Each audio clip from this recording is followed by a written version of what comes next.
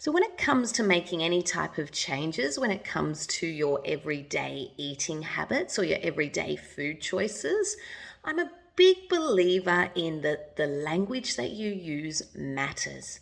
Alrighty, and what I mean by that is, you know, a lot of the time we find ourselves saying, I'm going on a diet, I'm going to start a new diet. Now, already the word diet is actually quite restrictive. When you think of, a diet, you already think of not being able to eat what you want and restricting yourself. So in that space, that actually makes it quite, yes, restrictive, but also quite sabotaging right before you've even started. So let's change the language that we're using around the new habits and the new changes that we'd like to implement. So instead of using I'm going on a diet, how about we use or try using the language I'm choosing to eat foods that are going to nourish my body. I'm going to choose to eat foods that allow me to have energy throughout the whole day. I'm choosing to eat foods that I really enjoy and that are going to help my body to perform at its best throughout the whole day.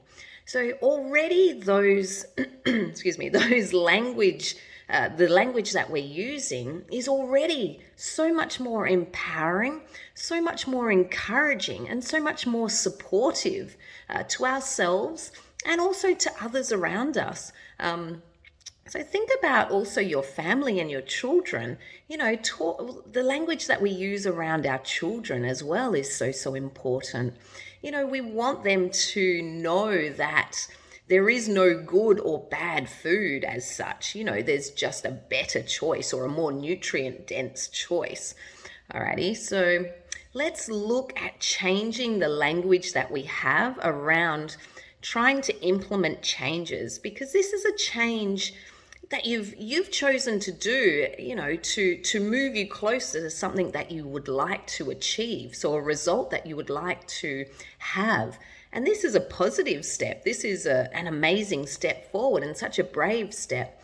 So let's look at allowing ourselves and supporting ourselves in the best possible way to make this a success, and to make this as easy as possible for ourselves to succeed at this.